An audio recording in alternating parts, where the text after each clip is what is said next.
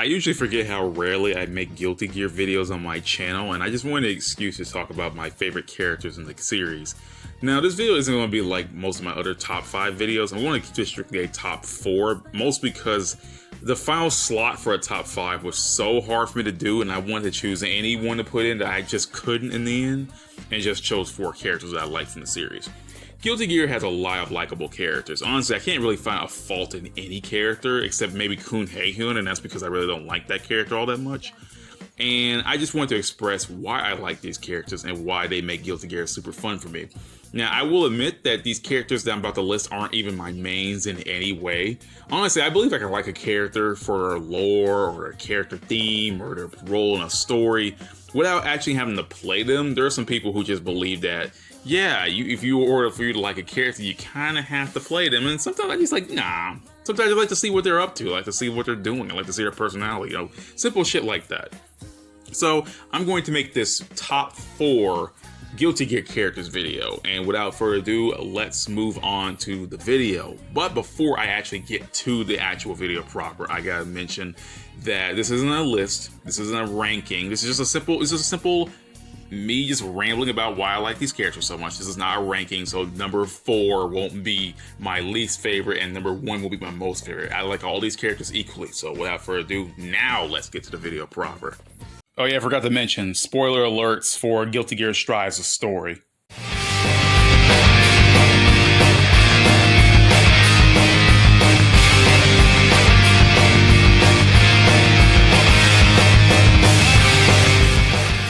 I think people have caught on that I like cheerful, bubbly characters on my YouTube channel because I do mention that a lot, and I think LFL Valentine is just the most adorable character in all of Guilty Gear.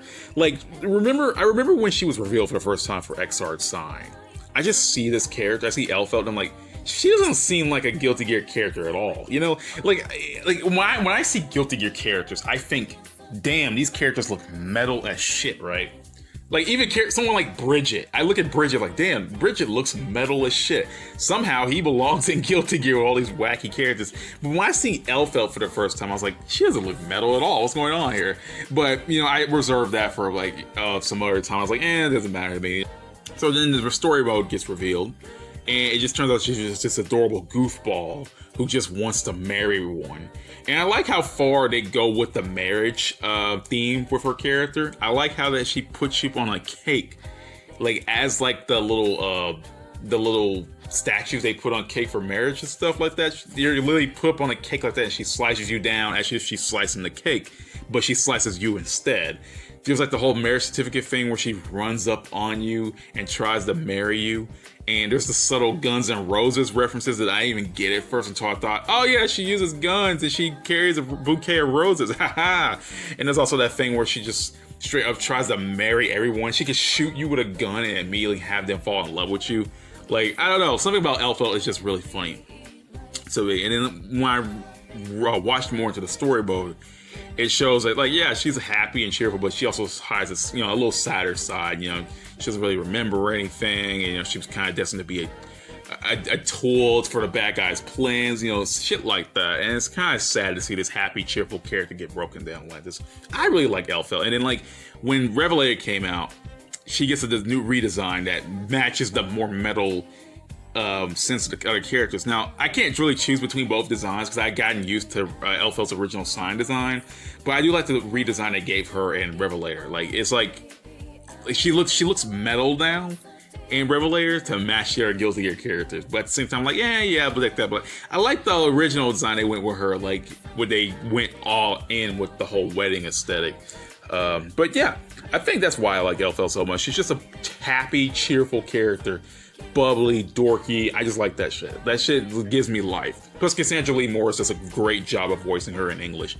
I know of Elfel Japanese voice actors. I can't remember her name, but I definitely like both of their voice actors, though. I personally believe they did Elfel very well in that respect.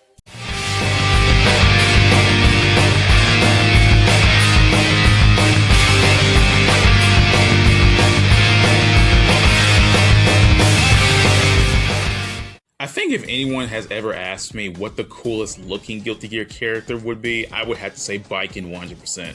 Don't get me wrong, every character in Guilty Gear looks sick and metal as shit, but Bikin just has that extra awesomeness factor to it. She is a one-armed, one-eyed samurai lady with a huge chip on her shoulder who doesn't give a shit about anything, will fight anyone, and just... she's just so awesome, dude. Like, I can gush about Bikin just being an awesome character. Like, she doesn't even need to be important in any way. If I just see her walking... Like, even her walking animation just shows that she just does not care, and I love it. Like, Bikin's awesome. Plus, she gets, like, cool as hell themes, like Momentary Life back in Guilty Gear XX. I love that song. She gets a new rendition of it, a new remix of it, and a really good song known as Rokumon in XR Rev 2. And Bikin's just... Like, there's a reason Bikin keeps getting in these crossovers, man. People just like this character. Yeah, I know we can look at two big reasons as to why she's a popular character, but, like, I personally believe that she's just one of the sickest looking characters in all of fighting games. Bikin is awesome. She was made to be awesome. I feel like Daisuke just freaking went back and thought, yeah, you know what, I'm gonna put Bikin in XR Rev 2, but you know what, I'm going to dial her cool factor up to 11, because like Bikin was cool back in the day, don't get me wrong, but like there's a certain air about this Bikin in current day Guilty Gear that just oozes epicness, you know? Like, she's just a cool character. Don't get me. She's just awesome. She has a cool voice. Like, don't get me wrong. Like, her voice actress is also super cool. And I would want to know what the hell Bikin can even sound like in English, which is just, oh my god, I can't even imagine that. Like, that's the idea of that. Probably throw my perception out of the window. Like, oh my god, Bikin gets an English voice actor. Oh my god. But yeah, Bikin's just a cool character. This is like one of the coolest designs I've ever seen on a female character ever. Like, not even just anime. Like, not even just anime, not even just video games, just in general, one of the coolest designs I have ever seen. Like, I wouldn't even want to mess with Bikin. She scares the shit out of me, man. Like, I'm like, oh yeah, I can look at her and be in awe of her power, but I wouldn't even want to be like anywhere near Bikin. Dude. But you know what? One thing I do like is how they handled her in Samurai Showdown as well. Because Japan in Samurai Showdown isn't just a hole in the ground, it's nice to see Bikin smile and be more, you know, lighthearted than she ever was back in Guilty Gear.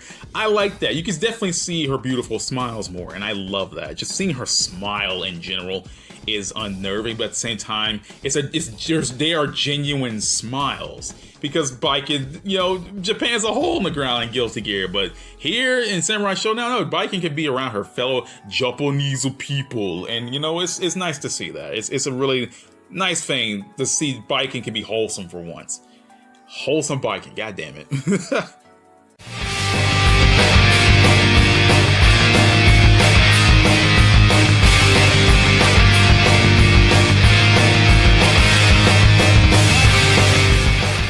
You know, Emilia has been one of my favorite characters since XR Sign came out, and I've been playing Guilty Gear for a while now. You know, just seeing her in Guilty Gear 1 she wasn't really my favorite design back then. Like, I saw her and I was like, I don't like her design. I mean, like, she looks cool, but she never had the design that really spoke out to me, right?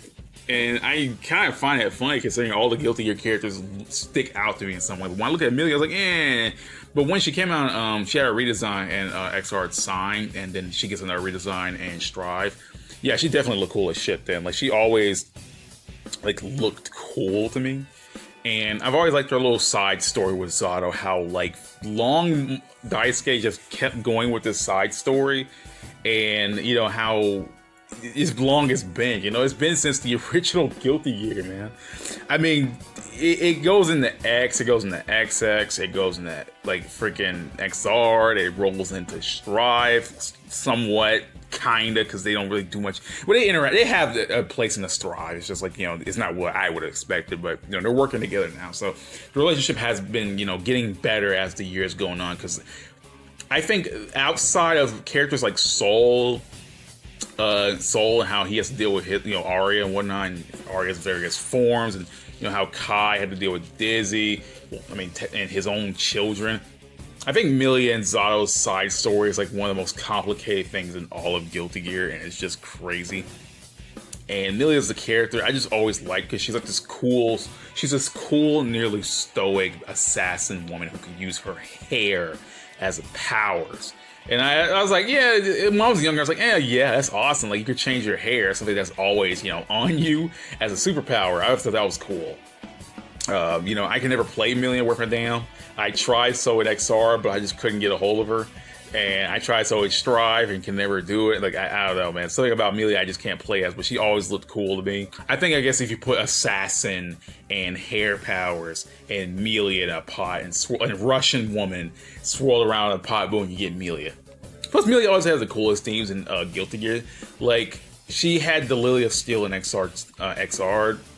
She had the Great Empress and the Korean version of XX, and Love the Subhuman Self is one of the best songs in Guilty Gear history and Strive. And Emilia, oh yeah, she also had Writhe and Pain in XX. Emilia just keeps on winning with the themes. Like, Daisuke just he pushes, like Emilia's themes do not sound delicate. Like, look at Emilia and it's like, oh, she's like this delicate, more graceful kind of character, and she is, but like all her themes just present her in a completely different light. None of her themes are delicate or like gentle at all, and in some way, like all her themes are like rough and heavy, and I think that shows, like, her theme songs show a different side of herself that you don't see like if she was like a person in the field. Like, when she's in battle, you definitely hear the songs, and it's a different vibe entirely to this character. Plus, Emilia and Zato are the very few characters that actually have a versus theme between each other. Sadly, not one in Strive, but still they have them.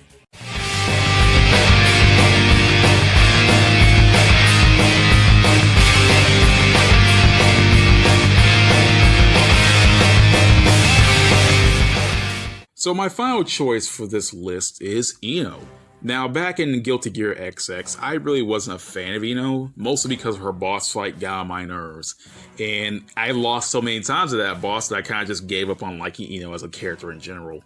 Plus, she was always mean, and I hated that.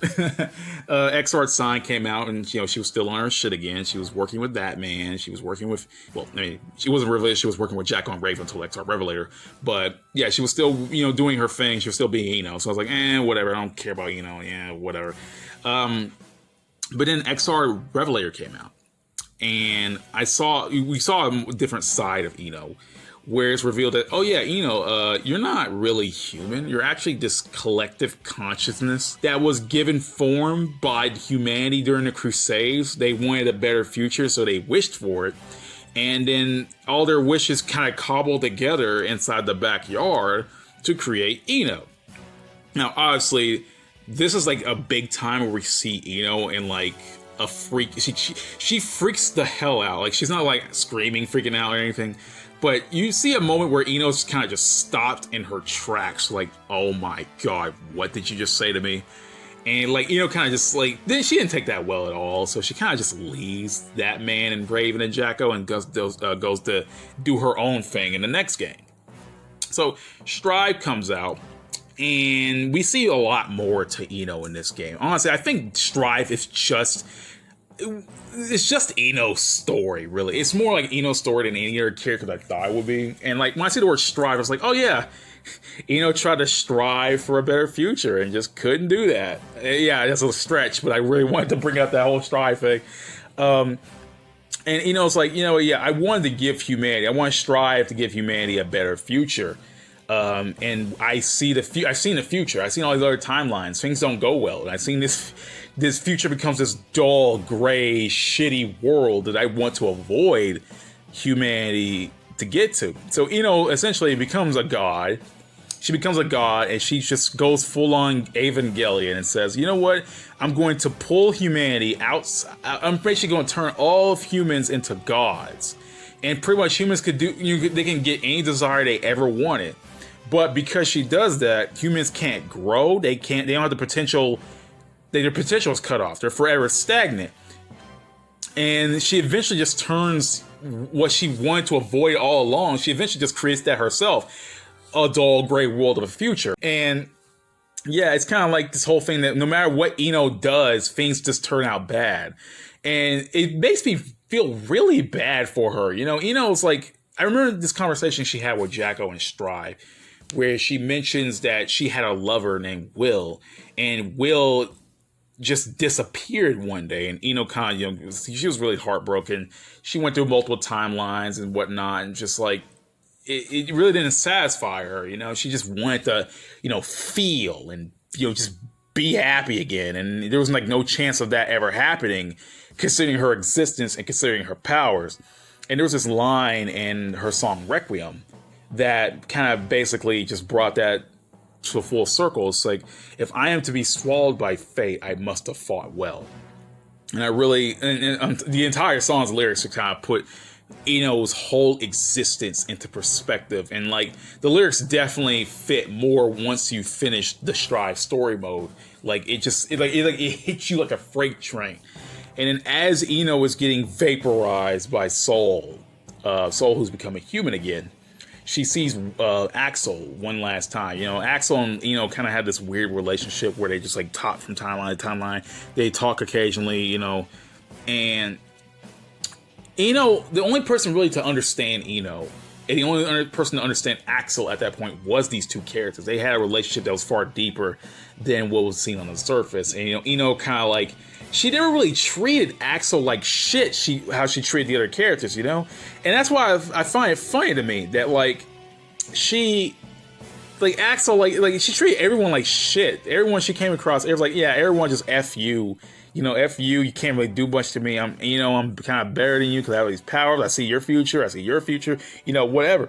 But Axel was one of the rare characters that she really didn't, kind of treat like shit at any point. Yeah, she didn't was really fond of Axel, but like I like to believe that Eno kind of felt that Axel was the only person that she really could have got along with. And it does come full circle and stride where it was revealed that, yeah, Axel was Will and she was Megumi as she died. And I think that was a really powerful scene in that game because it kind of just brought these two characters together in a way that we would have never expected. Like, my theory was that Eno had something to do with Megumi, or was Megumi in a different timeline, and I was glad to see my theory come true. It was kind of crazy to see my theory come true. Yeah, she was a mega jerk. When we see more in Stride, see more of her character, and see more layers to her, it's just sad, though. So even some of the characters just look at her and they're like, damn, dude, this is sad. Even someone like Kai brings up, like, yeah, she was so obsessed with seeing the future that she never bothered to look at the present. She never bothered to give a shit about the past. She just kept looking forward and ignored everything else around her. And it was actually pretty cool, though.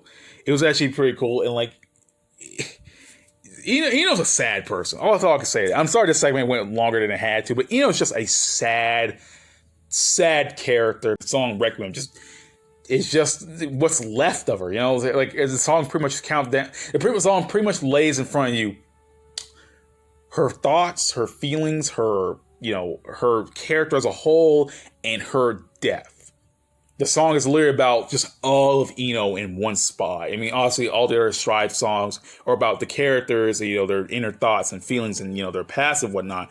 But I think this is the song that really brings it to full circle. Like, yeah, this character is going to die. I went from hating Eno and XX and XR Sign to like just actually feeling so sad for her and Stride that I just actually became one of my favorite characters, just like that. And yeah, that's why Eno is one of my favorite characters in Guilty Gear as a whole. Stride really just put it in the full circle. The entire series just put it in the full circle why I believe Eno is one of my favorite characters now. What? What do you mean they're all waifu characters? Really? Well, shit. But yeah, guys, that's the end of my list. Honestly, it could have been a top 5, but I may make a part 2 to this to get more Guilty Gear characters into this thing, because I just wanted an excuse to talk about every character, but I felt this list should be short, simple, and to the point. But I definitely want to hear what you guys think, what your favorites is, if it's 5 favorites, 10 favorites, or just a ton of characters. Doesn't matter to me. I just want to see you guys put in the comments section below, because I love to see what you guys got to talk about in regards to Guilty Gear or BlazBlue or whatever series I talk about on my channel. So without further ado, I will see you all next time. Peace, everyone, and I hope you have a great day.